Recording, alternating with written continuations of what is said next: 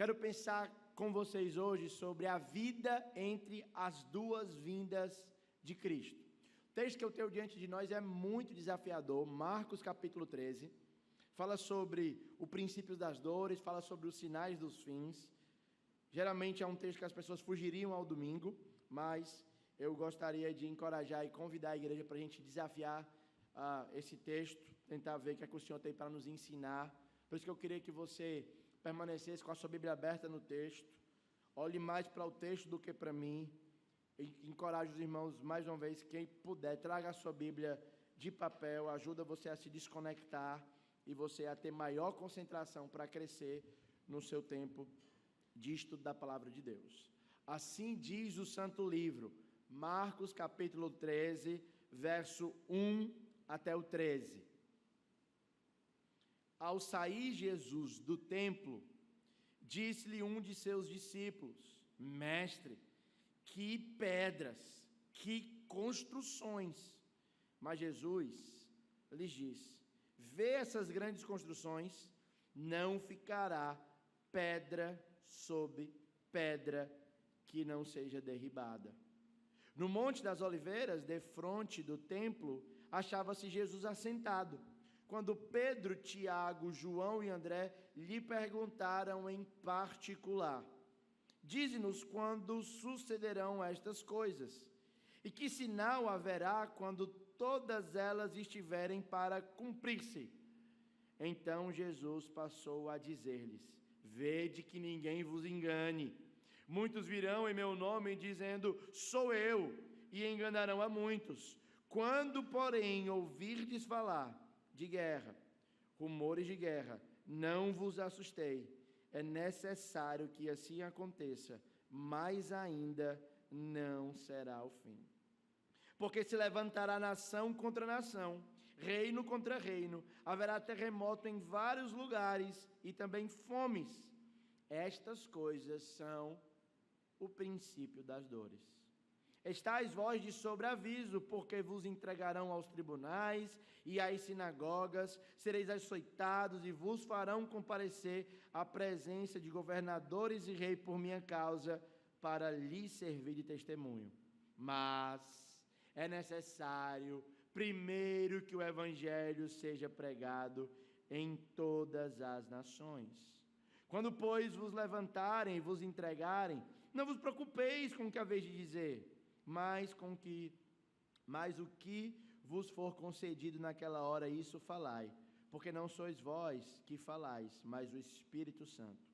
Um irmão entregará à morte outro irmão, e o pai ao filho. Filhos haverá que se levantarão contra os progenitores e os matarão. Sereis odiados de todos por causa do meu nome. Aquele, porém, que perseverar até o fim, será salvo. Amém. Que texto que nós temos diante de nós nessa noite, né?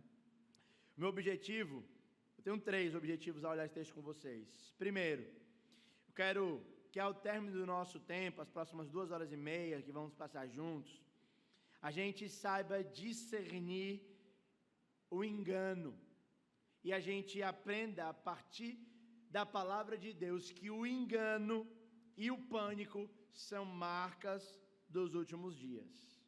Segundo objetivo que eu tenho para nós nessa noite é que a gente possa, a partir do estudo desse texto, assumir uma postura bíblica para lidar com as crises globais. Guerra, fome, pandemia, tensão geopolítica global, a forma como você interpreta, a maneira como você lida com barra pesada e o Jornal Nacional pode ser afetada pelo estudo desse texto. E o principal objetivo é que ao término desse texto, todo mundo saia daqui comprometido a perseverar no caminho do Senhor Jesus Cristo até a morte. Porque aquele que perseverar até o fim, será salvo. Vamos lembrar o que está acontecendo aqui. Nós estamos na última semana do ministério de Cristo, a chamada Semana da Paixão. No domingo ele entrou, conhecido popularmente como Domingo de Ramos, acolhido, e ao longo dos outros 2 dias ele foi desafiar os fariseus confrontando a hipocrisia e o pecado de incredulidade que os líderes da religião do povo de Jerusalém estavam praticando. Ele julga o sistema de adoração, chamando eles de covil de ladrões. Aquele lugar que era para ser conhecido como a casa de oração, o local onde o povo se reúne para adorar o nome do Deus único, vivo e verdadeiro, se tornou um lugar de roubo. Vocês lembram que eu ofereci uma interpretação um pouco diferente, que roubo não é só eles fazendo falcatrua, mas é eles deixando de levar o evangelho para as nações. Lembra que Israel era o papel, devia ser chamado para ser luz para todos os povos, e o que Jesus está condenando não é só a corrupção do templo, mas é a consequência da corrupção. Por não fazerem o que Jesus mandava que eles fizessem, eles tolhiam os outros povos de se relacionarem com Deus vivo. Por isso que eles são chamados de ladrão, na maneira como eu enxergo o texto. E aí, irmãos, o texto, o versículo 1, os discípulos chegam no templo de Herodes, uma das maiores construções do primeiro século, arrebatador monumento. Eu tive uma aula lá no templo e uma das pedras de Herodes ainda está lá. E aí eu estava com um colega de Idaho, nos Estados Unidos, que é acostumado a ver grandes cidades, grandes coisas. Aí na hora que ele olhou as pedras, ele falou assim, ó, que pedra grande. Aí eu falei, como é possível um homem do século 21, 2026, acostumado com toda a grandeza do mundo moderno, ainda se surpreende com a grandeza da pedra de Herodes?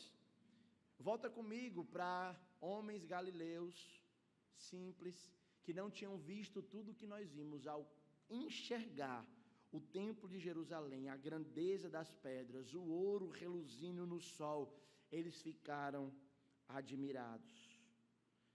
Mas o elogio dos discípulos para Cristo não foi recebido como algo positivo. Na verdade, Jesus Cristo, ele denuncia a hipocrisia, dizendo que ele não só não serve de nada, como ele vai destruir, e não só vai destruir, mas não ficará pedra sobre pedra.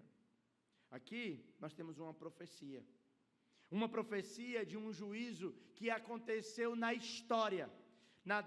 No ano de 70, depois de Cristo, o imperador Tito Vespasiano entrou em Jerusalém, arrasou as defesas da cidade e destruiu o templo, cumprindo a profecia de Jesus.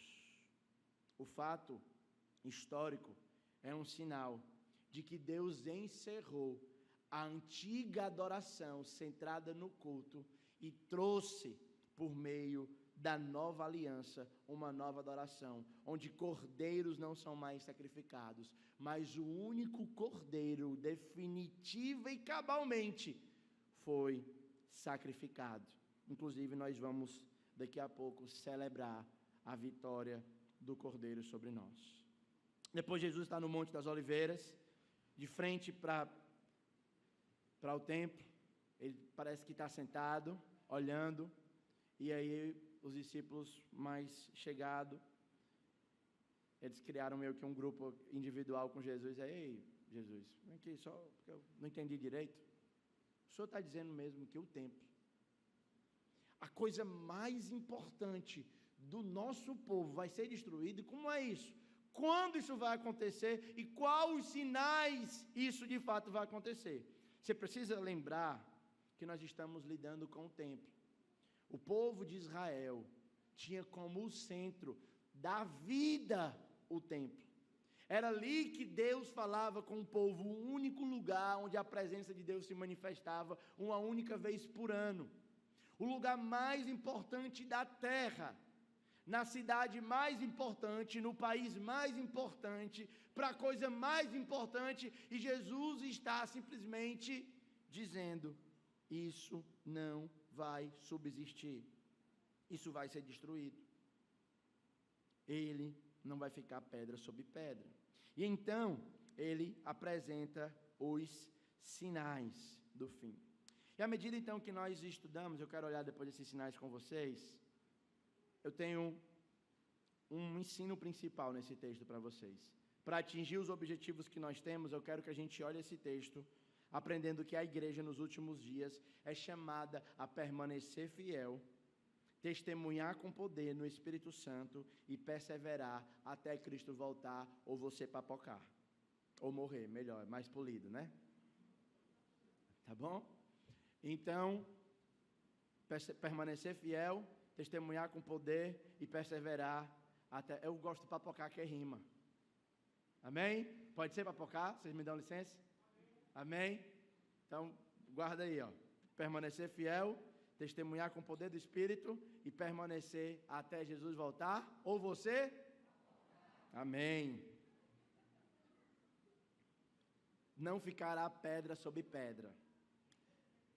Os discípulos estão seduzidos, pedra maravilhosa, edifício magnífico, mas Jesus está dizendo que beleza externa não é suficiente para esconder um coração podre. As pessoas olham, elas se encantam, mas Jesus diz: isso não serve de nada. O templo atraía admiradores de todos os lugares do mundo, mas o Deus Criador do céu e da terra, ao descer e pisar para Jerusalém, Ele fez pouco caso do templo, porque mais do que o que era externo, Ele via o coração dos adoradores, e o coração dos adoradores estava corrompido, idólatra, incrédulo e contrário à vontade de Deus. Por isso, cristão, eu quero te lembrar nessa noite, que a coisa mais importante da sua vida não é a maneira como os outros te enxergam, não é aquilo que o pastor pode ver, a liderança pode ver, as pessoas ao teu redor podem ver, porque nós, pela limitação da humanidade, podemos florear pecados, podemos ludibriar algumas vezes as pessoas que estão ao nosso redor, e em alguns casos até nós mesmos. Você é membro de uma igreja, por vir ao culto, levantar a mão, fechar os olhos e cantar, você pode ter uma falsa sensação de que Deus está recebendo a sua adoração. Pensa nos fariseus, pensa nos judeus do primeiro século. Eles iam para o culto, eles adoravam no templo, convictos de que Deus receberia aquilo que eles faziam. Mas o Senhor Jesus, Ele diz que um coração podre não pode ser maquiado por beleza externa. Uma vez eu li um livro de uma pessoa que trabalhava com gente que tinha lepra. Então era corpo ferido e saía pus. E aí uma vez ela queria, não sei o que foi exatamente, mas ela quis enfeitar o leproso. Então ela pegou o tecido mais nobre e começou a cobrir, criar uma roupa. E aí a pessoa ficou apresentável por 15, 10 minutos. Depois de pouco tempo, a carniça, como é que chama? A carniça é a caatinga, que fedeu, ela disse. Não estava mais...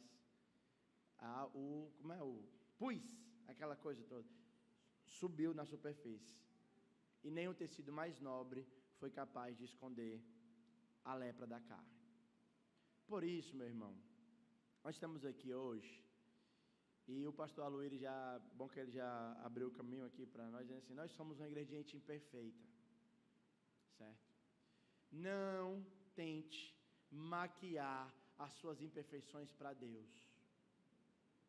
O remédio para a cura das suas imperfeições é o reconhecimento e o abandono da prática pecaminosa.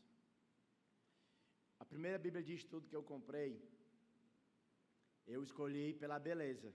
Eu, novo convertido, eu não sabia. Eu disse, me dê as opções de Bíblia aí. Aí, em vez de procurar o conteúdo, a versão, quem comentou e tudo, eu fui pela mais bonita. Qual é a mais bonita? Aí, a mais bonita que eu encontrei, quando eu abri, era uma Bíblia de estudo. Aí, adivinha qual era o estudo? Bíblia de estudo dos alcoólatras anônimos. Aí, aplicava os textos aos 12 passos do AA.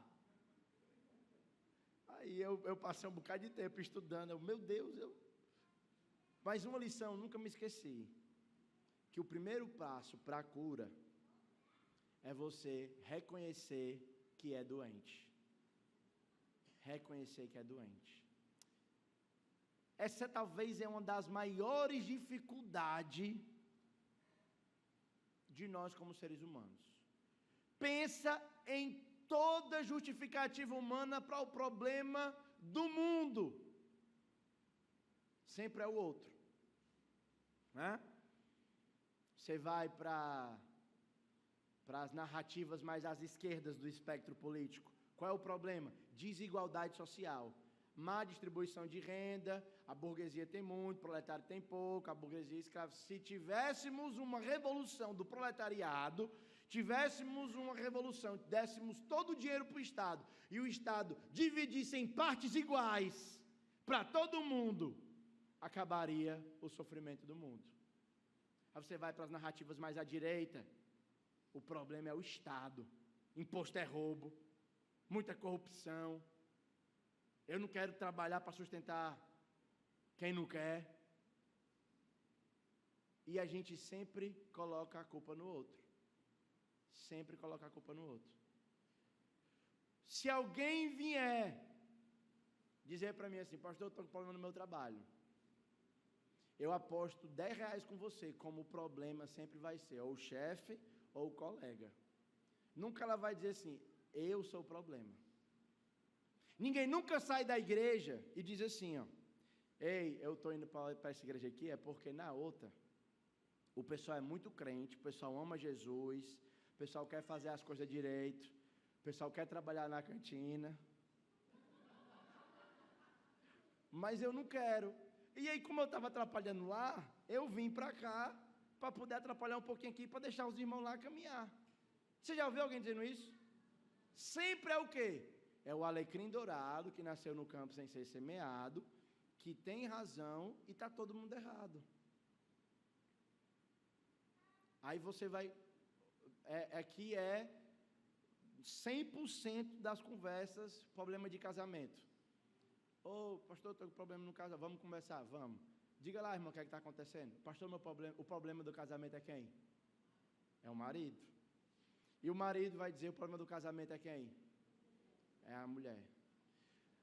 Eu estou passando por uma dificuldade financeira, mas também a economia é frágil. Outro dia eu vi na internet a mulher dizendo que ela era gorda, porque o Inmetro, ou a fiscalização, não fiscalizava o conteúdo do macarrão. E na Itália, não pode botar determinada substância que não engorda. Aí aqui no Brasil, coloca. Então ela é gorda só por causa disso. Se ela morasse na Itália, ela não era gorda.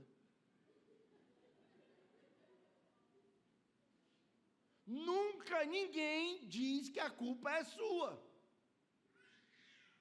E se você parar para pensar que você é mais responsável pela sua vida, pelas suas decisões, pela qualidade da sua igreja, pela qualidade do seu trabalho, pela qualidade da sua família, pela qualidade dos seus filhos, do que você realmente acha. Eles aqui, os fariseus, eles não tinham essa habilidade. Mas se você quer hoje ser curado para a glória do Deus vivo, você precisa colocar de uma vez por todas. Só existe cura, só precisa de um Salvador quem se reconhece perdido. Por isso que antes de nós entendermos todos os outros atributos de Jesus e suas perfeições, nós precisamos olhar para nós e percebermos quão perdido nós estamos, para que não caiamos nos mesmos erros que o Antigo Testamento, o povo de Deus caiu. Deus rejeitou os judeus aqui nessa passagem. Paulo diz que eles eram os ramos genuínos, nós somos a oliveira braba, enxertada. Se Deus fez isso com os judeus, que era a menina dos olhos dele, o que Ele não fará com a nossa hipocrisia e incredulidade? Meus irmãos, não floreiem o pecado na sua vida. Não floreiem. A lição da destruição do templo mostra para nós é que beleza externa não exclui, não esconde um coração podre. Nós precisamos de arrependimento. Nós precisamos de arrependimento. Segundo ponto aqui do texto, a pergunta que os discípulos fazem, né? Quando essas coisas vão acontecer e quais os sinais para se cumprir? São duas perguntas que Jesus está lhe dando: o quando e quais os sinais. Desde que o mundo é mundo, as pessoas querem saber quando é que Jesus vai voltar. Por quê? Porque se eu sei o dia que o ladrão vai entrar na minha casa, o que é que eu vou fazer? Eu vou me preparar, eu vou botar meu kimono e minha faixa branca. Eu vou me preparar para lidar com o ladrão. Se eu sei o dia que eu vou morrer, eu posso viver do jeito que eu quero, e na hora de morrer, Senhor, me perdoe. Aí pronto. A gente, como seres humanos, temos a curiosidade de saber, algumas pessoas, quando Jesus vai voltar, porque nós queremos saber qual é o limite de permissividade que a gente pode ter para não se dedicar totalmente ao Senhor. Aí eu quero. É a pergunta, né? Até onde eu posso ir? É muito legal essa pergunta. Para não pecar. Qual o tamanho da roupa que eu posso usar que não é pecado? Até onde eu posso tocar os namorados? Tinha muito, né? Até onde eu posso beijar e não ser pecado? O contato entre os namorados. Qual é o limite? O dízimo é para dar do líquido ou do bruto? Até quantos cultos, se eu for, eu sou um crente fiel? A gente limita a nossa fé por baixo. A gente não quer saber qual é a maior dedicação que eu posso dar ao Senhor que me salvou. Uma vida que eu posso viver que mais agrade Ele. A gente quer viver, pode ou não pode, religioso, para tentar esconder a nossa mediocridade espiritual. Irmãos, existe uma razão pela qual o Senhor não revela a data do retorno de Cristo. Porque Ele quer que eu e você estejamos preparados para Cristo voltar agora. Não só preparados, mas esperançosos e alegres, ansiando a vinda de Cristo. Que possamos cantar com toda a nossa alma aquele hino: como espero o dia em que verei a face do... Não é como eu espero as minhas férias, não é como eu espero os meus sonhos se realizarem, é que o maior anseio da vida é a volta de Jesus e o meu encontro com Ele. Vocês trouxeram o calendário? Tem no celular? Vamos ver se a gente consegue descobrir o dia que Jesus vai voltar aqui. Eu me livre, estou brincando. Já tentaram, foi muito legal. Tem o pessoal aí de alguma seita que disse: não, Jesus vai voltar dia tal. Aí deu dia tal, Jesus não voltou. Aí eles disseram assim: Ele voltou no coração de quem acredita. Você podia ser brasileiro é malandro, né? Não tem como saber quando. Só que a segunda pergunta é mais interessante. Os sinais que antecedem a vinda. Aí ele não diz o dia, mas ele diz o que é que vai acontecer antes dele retornar.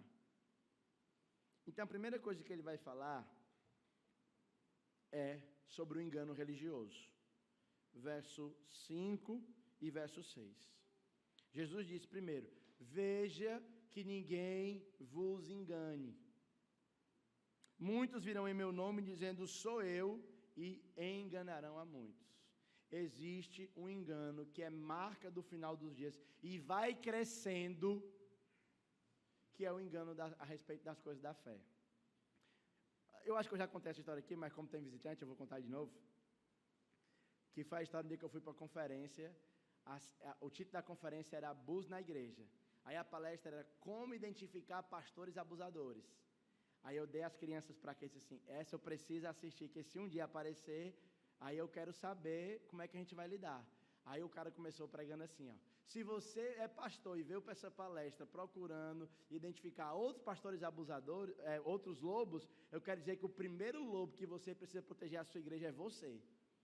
Aí eu cheguei, eu me assustei assim da cadeira, né? Então, irmãos, a maneira que nós temos para fazer isso, que eu e os outros pastores dessa igreja têm para fazer isso, é instruindo você com fidelidade na palavra, de modo que você não seja um menino espiritual guiado por todo o vento de doutrina, mas que você tenha maturidade, inclusive para rejeitar o nosso ensino, quando esse ensino distorcer a palavra da verdade. Cuidado para que ninguém vos engane. Não queremos que ninguém terceirize a sua vida com Deus, a sua leitura bíblica e a sua compreensão dos fatos. Nós servimos, mas você é responsável. E hoje nós alertamos, não deixe que ninguém vos engane a respeito das coisas espirituais. Existem pastores charlatões, existem falsos profetas, existem pessoas que por querer ou até inocentemente abrem um livro e o manuseiam de modo equivocado. E vocês, irmãos, precisam ser criteriosos. É um sinal dos últimos dias, da volta de Jesus, que o mundo está se acabando, que vai ter gente que vai usar a Bíblia para distorcer o ensino. Tem alguns mais gritantes, como aquele cara lá de Oséias, que ficou famoso, que foi até no Fantástico, passou. Vocês conhecem essa história? O irmão deu a mulher para o pastor dormir com ela. Porque o texto diz, vai lá e adultera com a mulher. Aí a repórter falou assim, ei, aqui não tem um acento não? Não é a mulher adúltera? Ele leu como se fosse um mandamento para ele adulterar. Aí o cara deu a mulher dele para o pastor. É um nível absurdo de tolice. Mas outras vezes a tolice, ela vem revestida de uma palavra mansa. Meus lindos. Às vezes o falso mestre, ele vem revestido de alguém, de uma mensagem de que Deus lhe ama de todos os jeitos, que você deve fazer aquilo que está no seu coração. Afinal, Deus não quer ver ninguém triste. O projeto de Deus para a gente é ver você feliz. E se te faz feliz, não é errado. Siga a voz do seu coração. Assinado Costa Oca, capeta, Satanás. Irmãos, aprendam a serem criteriosos. E você só vai ser criterioso se você tiver maturidade na palavra para interpretar falsos ensinos. Não permita que ninguém vos engane, nem mesmo nós. Sejam bereanos. Enquanto nós pregamos, olhe o texto, mantenha a Bíblia aberta, veja se as coisas são de fato assim. Porque muitos virão, olha o verso 6, eles não virão dizendo assim, gente, esses dias aí estava na praia, aí eu fui na biblioteca do restaurante, aí tinha um livro, Exu não é o diabo. Aí eu disse, é nada? Nem todo erro é grotesco, desse jeito. Algumas vezes as pessoas vêm travestidas, olha, vem no nome de Jesus. Muitos virão em meu nome, dizendo que sou eu, e enganaram a muitos. Vem no nome do Senhor. Não vem dizendo que eu sou, ei, gente, eu vim aqui, oi, meu nome é lobo, você é ovelha, eu vim devorar sua lã. Não diz isso. Se todo lobo viesse desse jeito, era fácil de identificar. Você precisa ter sabedoria. Amém? Segundo perigo, o pânico em todo o mundo. Versos 7 e 8. Quando, porém, vocês ouvirem falar de guerra, rumores de guerra, não se assustem. É necessário que assim aconteça. Porque se levantarão nação contra nação, reino contra reino, haverá terremotos em vários lugares e também fome. E essas coisas são o princípio das dores. O que Jesus está dizendo aqui é que o cristão realista, ele não deve se espantar quando ele vê, por exemplo, o Irã enriquecendo urânio. É urânio? Esqueci a coisa agora. Urânio. Quando a gente vê esses conflitos globais, eu não entendo tanto, mas diz o pessoal que a gente está à beira de uma terceira guerra mundial e tudo. Isso não deveria ser, no mínimo, um espanto. Eu sei que nós, brasileiros, nós vivemos muito descolados dessa realidade, porque o nosso país não tem guerra. E quando tem guerra, a nossa contribuição é meme na internet. Esses dias eu vi o camarada dizendo assim, verás que o filho teu não foge à luta. Aí diz, Brasil começou a guerra. Aí o cara, estou indo embora, e foi-se embora. Nós não temos isso. Mas, por exemplo, eu quando estive em Jerusalém, eu fui para o culto de uma igreja, aí eu fui conversar com uma moça, uma jovem, eu disse, tudo bem, você é da onde? Nasci aqui em Israel. E o seu pai é da onde? Meu pai é da Ucrânia. E sua mãe? Minha mãe é da Rússia. Imagine o almoço da família. Então, existem coisas, irmãos, que são sérias. As catástrofes. A gente está vendo, os nossos irmãos lá em Portugal passaram por um problema, que para nós não mensuramos a dor e a dificuldade que é, porque nós não somos acostumados com enchente, com chuva, com nada. A nossa vida aqui no Brasil, especialmente no Ceará, é uma moleza, graças ao Senhor Jesus, que continua, não estou reclamando não, Senhor. Não é verdade? Mas essas coisas, pandemia e tudo isso, elas são para a gente um alerta. A maneira como você deve interpretar o Jornal Nacional, quando essas coisas acontecerem, é assim, ei, é verdade e está chegando. É verdade e está chegando. São alertas. Ele falou. Quando vocês ouvirem falar disso, lembre-se, ele falou há 2000 anos atrás. Quando vocês ouvirem falar disso, lembre-se que o que ele falou é verdade e vai se cumprir. É só um alerta, ele está ali avisando. Não é que ele está vindo agora, é que ele está chegando, vocês estão entendendo? Então, você está dirigindo, tem aquelas, né? Cidade de tal a 72 quilômetros, né? Aí depois vai 35, 25, 10, até chegar. Então, cada guerra, terremoto, pandemia, desgraça, fome, são princípios das dores. São sinal de que você, ao ver isso, deve olhar para a sua vida e se preparar para permanecer fiel, testemunhar no poder do Espírito e perseverar até Jesus voltar, ou você... Vamos lá, são sinais para que você possa permanecer fiel, testemunhar no poder do Espírito e perseverar até Jesus voltar, ou você... Amém. E aí nós temos a perseguição. Estejam de sobreaviso, verso 9. Porque vos entregarão aos tribunais, às sinagogas, serão açoitados, vos farão comparecer à presença de governantes e reis, por minha causa, para lhes servir de testemunho. Irmãos, essa é uma parte, especialmente a razão. Por que é que vocês devem estar, os cristãos devem estar de sobreaviso para ser entregue aos tribunais, para ser açoitado? Qual é a finalidade que nesse texto aí que Deus vai permitir que o cristão seja açoitado?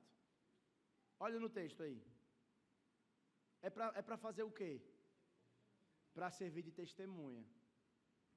Eu estava conversando uma vez com um colega, muito legal. Esse dia foi um dia que eu tive mais vergonha na minha vida. A gente estava tomando café, aí era eu, um cara de Glasgow, da Escócia, e 2 pastores da Índia. A gente tomando café, aí o cara falou, ser cristão na Escócia é muito difícil, o pessoal é muito frio e tal. Aí eu disse, não, lá no Brasil também é difícil, tá, não sei o quê. A gente compartilha as dificuldades, né? Aí o cara da Índia falou assim, é difícil, eu entendo. Eu, por exemplo, quando eu comecei meu ministério, na primeira semana, os caras queimaram a minha casa. Eu tinha uma sobrinha que morava comigo. Eu peguei a minha mulher e os meus filhos, mas enquanto eu fugia, eu ouvi o grito da minha sobrinha, que estava sendo lambida pelas chamas do fogo. E cada vez que eu subo para pregar um sermão, eu não me lembro só do Senhor, eu me lembro dos gritos da minha sobrinha, que ela morreu para que eu estivesse aqui com a Bíblia aberta, diante do meu povo ensinando. Eu tive vergonha de ser cristão naquele dia. Porque para mim, honestamente, vir aqui me traz mais ganho do que perca. Para você, honestamente, sentar nessas cadeiras, ter esse grupo de amigos aqui, traz mais ganho do que perca. Por quê? Porque se você estiver doente, vai ter gente para lhe ajudar, para orar por você, para cuidar. Se você estiver passando por dificuldade financeira, vai ter gente para ajudar, problema de qualquer ordem, vai ter gente para lhe ajudar. Aqui você tem um ciclo bom para os seus filhos crescerem, boas amizades, o pessoal vai dar presente, seu aniversário, na hora do... O story do Instagram vai estar cheio de gente dando mensagem para você, tem o PG, você tem um lugar para ir no sábado à noite, domingo de manhã e domingo à noite, só tem ganho aqui. Graças a Deus por isso, amém? Mas a pergunta é, e no dia que você começar a perder por causa de Jesus, o canto vai ser alegre do mesmo jeito? No dia em que não riso for acrescentado, mas tristeza for colocada, não dia que conforto for acrescentado, mas dor, no dia que a sua carne for dilacerada por Cristo, ainda haverá canto no seu lábio?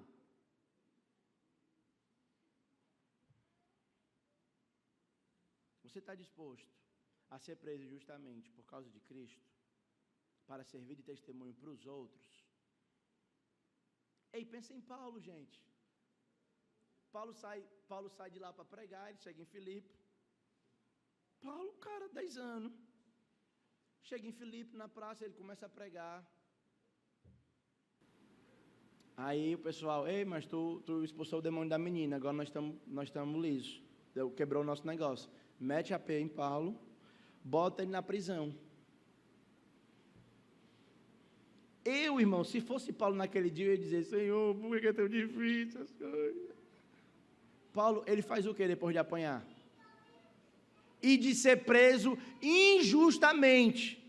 Ele leva caibada nas costas, em praça pública, fica nu e é preso injusto, sem roubar um bombom. E ele faz o quê? Ele canta junto com Silas. Ele canta, ele não reclama, ele não pergunta por quê, ele canta, porque ele percebeu que Deus achou ele digno de sofrer, para que os outros pudessem testemunhar, e na hora que ele vai ter a oportunidade de sair, ele prega para o carcereiro, e o carcereiro e toda a família dele vem à fé em Jesus Cristo. Será que esse é o nível de comprometimento com o Evangelho que nós temos, irmãos? Tem um camarada chamado Policarpo, de Esmirna. Ele tinha 80 anos de idade, quando os guardas do império o pegaram, colocaram perante uma comitiva do imperador, e disseram assim, se você negar a Cristo, nós permitimos que você viva. Se, porém, contudo, você não fizer, nós o queimaremos vivo.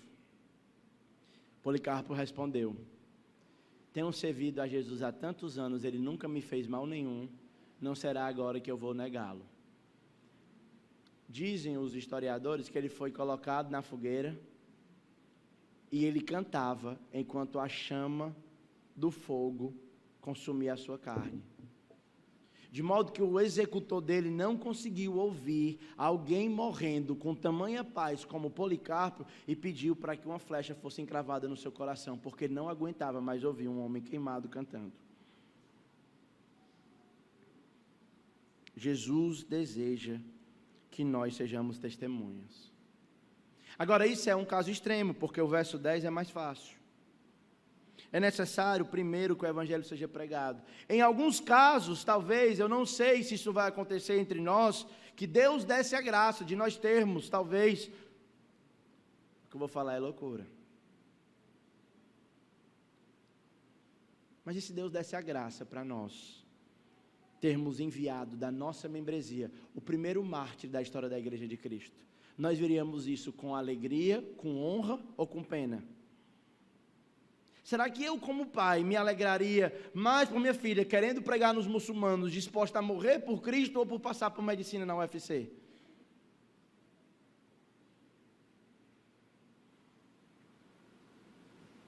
É necessário que o evangelho seja pregado em todas as nações.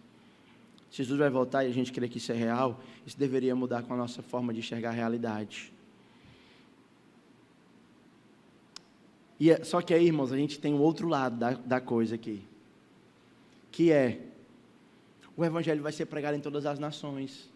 A gente vive um contexto de conforto, em que você não precisa levar caibada nas costas para as pessoas crerem. Você pode, no seu ambiente de trabalho, em qualquer lugar que você está, abrir a sua boca e falar de Jesus para as pessoas que estão ao seu redor.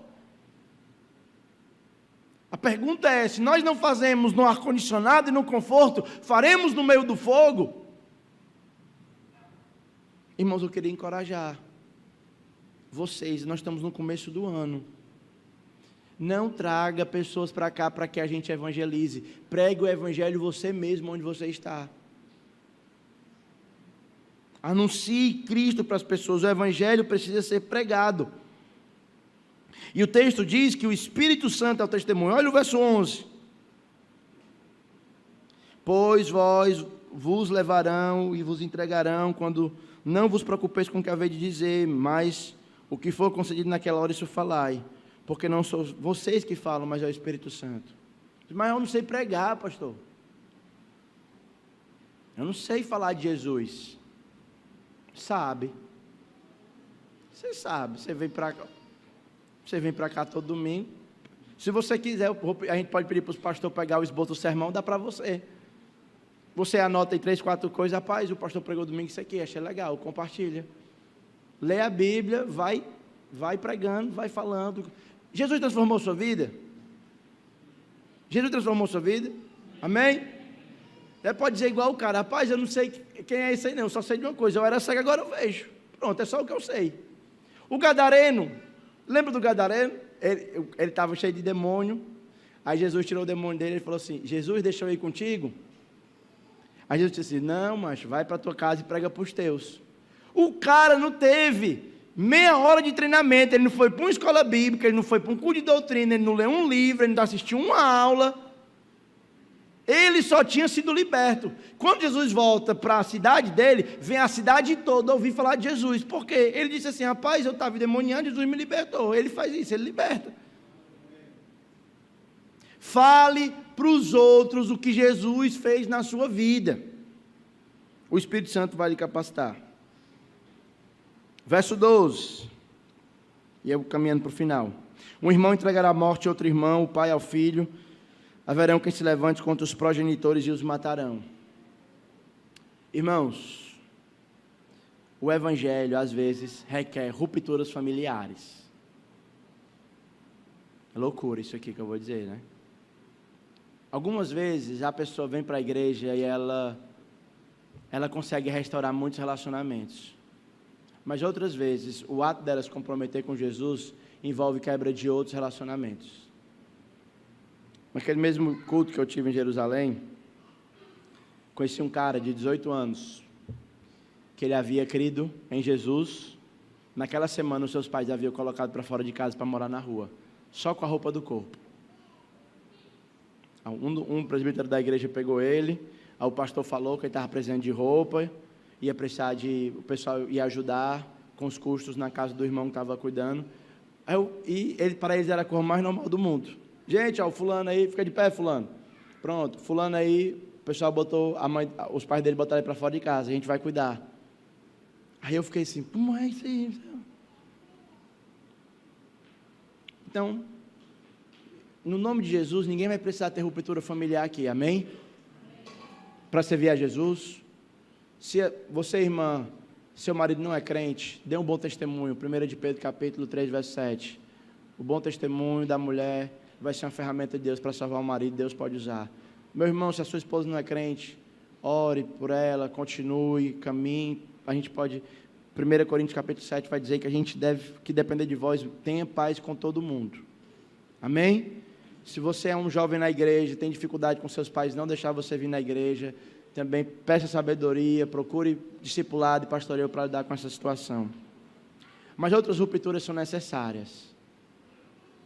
Talvez a ruptura que Deus requer de você não é de amigos ou não é de familiares, mas talvez é de amigos, de ciclos, de lugares que você frequenta, de coisas que você assiste. E Jesus requer rupturas com determinados grupos e locais para que você possa permanecer fiel, testemunhar com poder e perseverar até Jesus voltar ou você papocar. É assim que termina o último versículo. Vocês vão ser odiados. Legal, né? Vocês vão ser odiados por causa do meu nome. O texto é muito legal. Não é porque nós somos chatos, viu?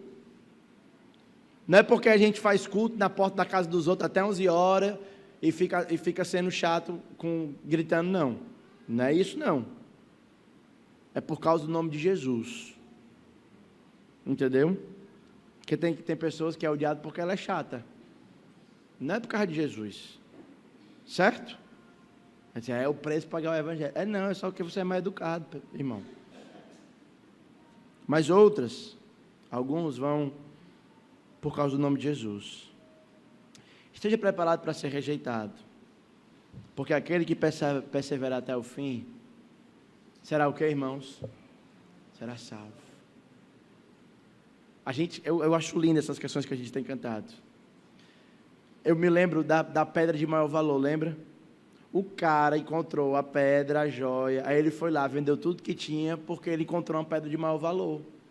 Para ele, todo o resto, ele podia perder, porque ele encontrou a coisa mais valiosa. A ideia da perseverança aqui é a seguinte: encontre em Jesus a sua maior fonte de tesouro e alegria, e você será capaz de perseverar. Eu tenho breves aplicações para a gente ir para a ceia. Primeiro, tenha discernimento contra o engano. Você precisa de maturidade doutrinária, de estudo profundo da palavra e de um coração humilde. Segunda aplicação, notícias não governam a sua alma. Vai piorar, vai ter guerra, rumor de guerra, inocente vai morrer, haverão genocídios, fomes, pestes, vai piorar. Mas o texto diz, não se assuste. Isso é um sinal, é uma placa, Jesus está voltando. Terceiro, não tenha medo da pressão e da perseguição. O sangue dos mártires é o maior fertilizante para o crescimento da igreja. E quarto, a perseverança é o verdadeiro final de que pertencemos a Cristo. Você quer saber se você é um cristão? Eu não tenho como saber disso. Você quer saber se você está adorando ao Senhor? Nós só vamos poder saber disso na hora que você der o seu último. E se naquele último expiro, você ainda continuar amando Jesus, eis a boa notícia do Evangelho. Por causa do que Ele fez, você foi salvo. E é exatamente por isso que mensalmente nós nos colocamos diante da mesa do Senhor. Porque o Senhor, Ele pega os nossos olhos, joga no pão e no vinho, e Ele guia, Ele une as duas pontas da eternidade. Na primeira ponta, Ele convida você a olhar para o Calvário. Veja o Filho de Deus com o braço aberto, moído, para lhe salvar. Esse corpo foi dado para a sua salvação. Esse sangue foi derramado para a sua salvação. Mas de outro lado, a ceia nos aponta para o futuro. Não olhamos só para trás, olhamos para frente, porque faremos isso. Anunciaremos a vinda, a morte, a vitória do Senhor, até Ele voltar, ou a gente. que na hora que nós participarmos do pão e do vinho, olhe para o final, olhe para o começo da vida de Jesus Cristo, a sua morte e sua ressurreição, mas olhe para o seu retorno glorioso. E ao olhar para o seu retorno glorioso, lembre-se que tudo vai valer a pena. Que tudo valerá a pena. Não haverá mais morte, sofrimento, dor, nem pranto, nem clamor, porque essas coisas serão passadas. Que Deus te abençoe, meu irmão. Que Deus te abençoe, minha irmã. Pastor Aloíris, por favor.